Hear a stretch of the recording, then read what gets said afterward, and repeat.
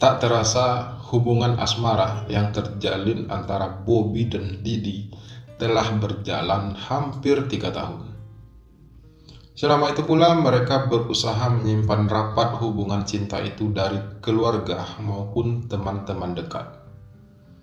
Sampai sejauh ini, tak satu pun orang yang menaruh rasa curiga terhadap kedekatan mereka. Semuanya berjalan nyaris sempurna. Ternyata, Intan menyimpan keraguan melihat keakraban antara suaminya dan Bobby. Bahkan, Intan sudah cukup lama memendam sejuta tanya pada mereka berdua. Namun rasa penasaran itu hanya tersimpan dalam hati Intan, karena ia tak punya cukup keberanian untuk menanyakan hal itu pada Didi. Intan kembali dihantui rasa penasaran malam itu. Ia sedang duduk terdiam di ruang tamu menunggu kepulangan Didi. Jarum jam dinding telah menunjukkan angka 10 malam. Beberapa hari terakhir, Intan sering menunggu kepulangan suaminya.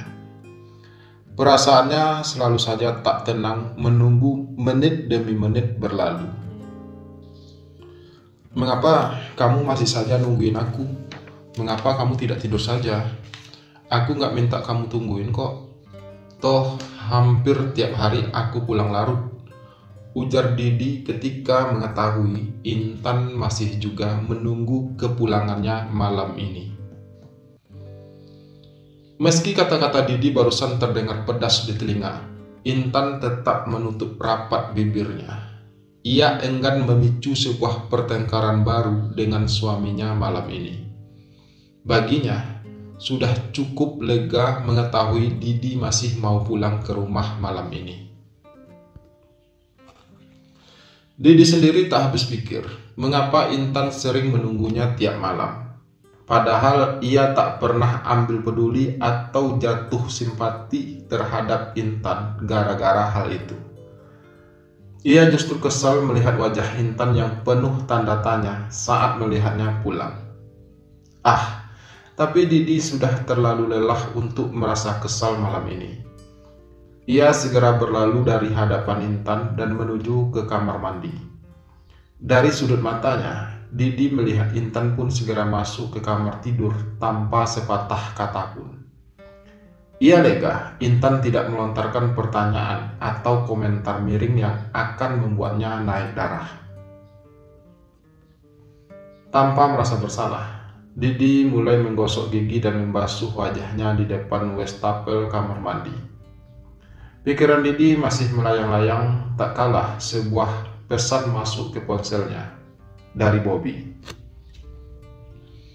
"Lagi ngapain sayang? Sedang mesraan sama istri kamu ya? Ya udah, gak apa-apa. Aku istirahat dulu. Makasih untuk ciuman kamu tadi. I love you." Didi tersenyum senang saat membaca pesan dari Bobby. Meskipun ia belum selesai menggosok gigi, ia memutuskan untuk segera membalas pesan Bobby. "Enggak sayang, jangan cemburu gitu dong. Sejak bareng kamu, aku sudah malas bercinta dengan istriku. Sekarang kamu bobo aja ya. I love you too." Usai dari kamar mandi, Didi kembali ke kamar tidur. Ia hanya mengambil bantal dan selimut. Sejak hubungannya dengan Intan membeku, Didi memang lebih suka tidur di sofa ruang tamu. Ia merasa cukup beruntung Intan tidak melontarkan banyak protes dengan keputusannya pisah ranjang. Penat dan kantuk sudah mulai merayapi sekujur tubuh Didi. Ia ingin segera merebahkan diri di atas sofa. Tak sampai 15 menit kemudian, ia pun sudah terbawa ke alam mimpi. Memimpikan kembali percintaan panasnya bersama Bobby tadi sore. Didi tersenyum dalam tidurnya ketika mimpi itu mulai singgah. Sementara itu, Intan tak bisa memejamkan mata walau hanya semenit malam itu. Otaknya tak bisa berhenti memikirkan perilaku Didi belakangan ini.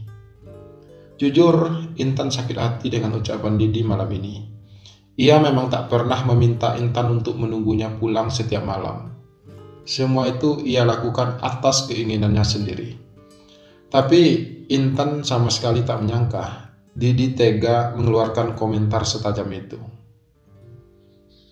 Hubungan mereka semakin memburuk akhir-akhir ini. Intan tak pernah lagi merasakan kasih sayang suaminya. Hal ini memang kerap membuat emosinya muncul secara tiba-tiba. Intan merasa tertekan, tak kala ia sudah tak mampu mengontrol emosinya. Ia merasa tak berdaya karena tak bisa mengendalikan kondisi rumah tangganya. Tiba-tiba Intan bangkit dari ranjang dan menuju kamar mandi. Ia ingin membasuh wajah untuk mencoba menyegarkan pikirannya. Saat membuka pintu kamar mandi, Intan sempat tertegun melihat ponsel Didi tergeletak di pinggir wastafel. Tak biasanya, Didi lupa meletakkan ponselnya di sembarang tempat.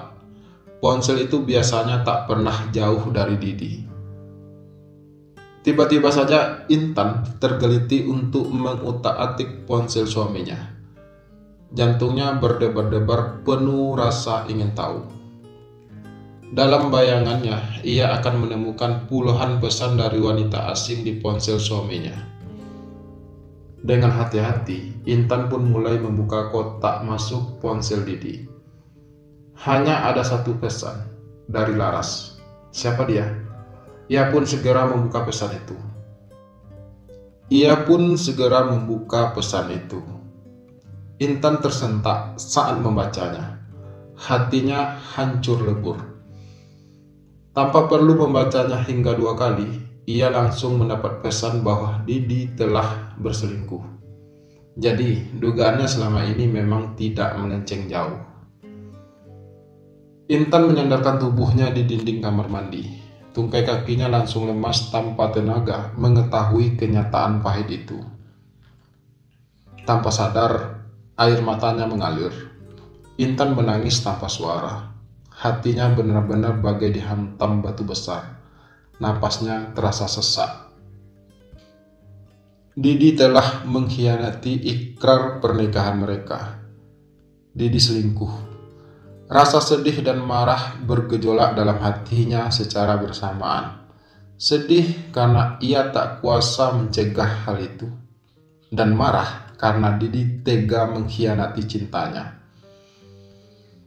Intan memerlukan waktu cukup lama untuk menenangkan diri. Ia hanya bisa terdiam seraya memandangi rangkaian kata dari Laras untuk Didi. Pelan-pelan, Intan meletakkan ponsel Didi di tempat semula. Namun, ia menyempatkan untuk mengingat deretan nomor ponsel dari Laras.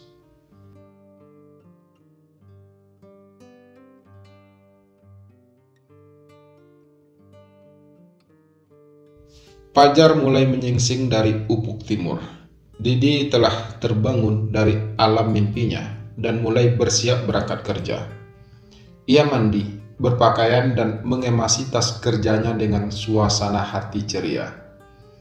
Intan mengamati semua tingkah laku Didi dengan hati pilu. Didi bisa merasa gembira pasti karena hati dan pikirannya dipenuhi satu nama, Laras. Kenyataan pahit yang ditemukan Intan semalam kembali mengiris-iris hatinya. Didi baru akan beranjak dari ruang tamu saat ia mendengar komentar sinis dari mulut Intan.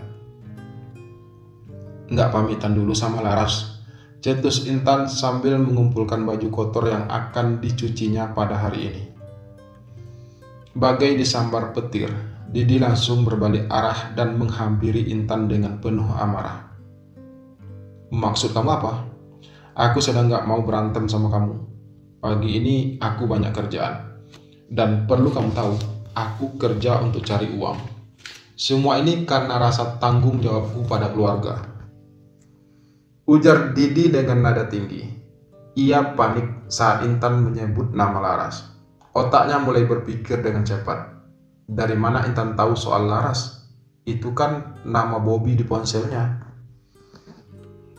Sebaiknya kamu urus saja Laras. Dia kan yang mengisi hidup kamu akhir-akhir ini. Jangan jadi penipu di rumah sendiri, Di. Dalam kondisi susah seperti sekarang, aku sudah seperti pembantu membesarkan anak-anak sendirian tanpa kamu peduli bagaimana perasaanku. Sekarang dengan seenaknya kamu selingkuh dengan wanita lain. Kamu telah menghina janji sakral pernikahan kita. Dan perlu kamu tahu, aku juga sudah tidak peduli dengan semua ini.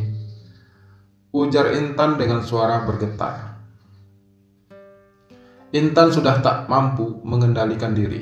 Ia sudah berusaha menahan perasaan sejak semalam.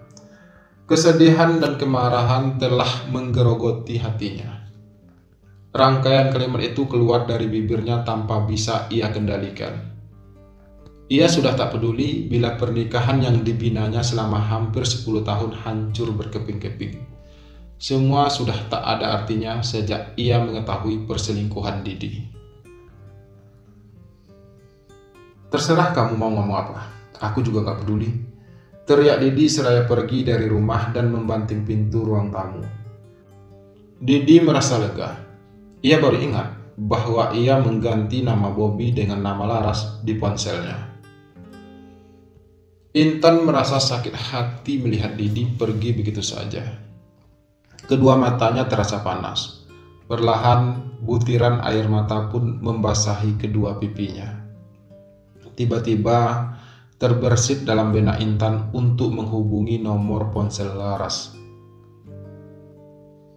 Halo, selamat siang.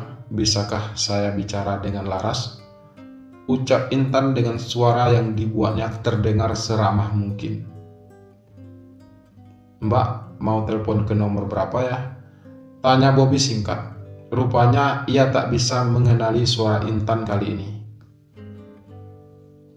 Maaf mbak, ini memang nomor saya, tapi nggak ada yang namanya Laras. Salah nomor mungkin mbak. Lanjut Bobby tanpa curiga. Aku tak mungkin salah mencatat nomor ponsel Laras, pikir Intan seusai mendengar jawaban Bobby. Rasanya ada yang aneh. Semua kejadian ini penuh teka-teki baginya. Oh maaf, saya bicara dengan siapa ya? Tanya Intan dengan penasaran. Saya Bobby mbak, jawab Bobby.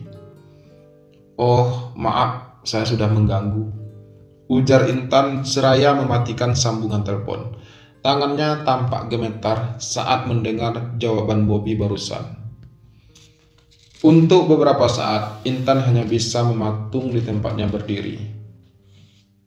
Jadi, Laras itu sebenarnya Bobby. Otak Intan masih belum bisa mencerna dengan baik kabar yang baru saja diperolehnya. Apakah itu mungkin?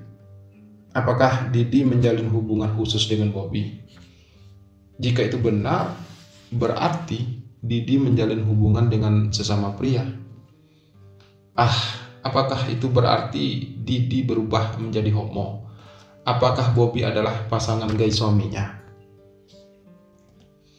Pertanyaan-pertanyaan itu membuat kepala Intan pening. Tubuhnya mulai limbung. Ia tak sanggup menghadapi kenyataan ini. Tak ada yang lebih buruk dari semua ini.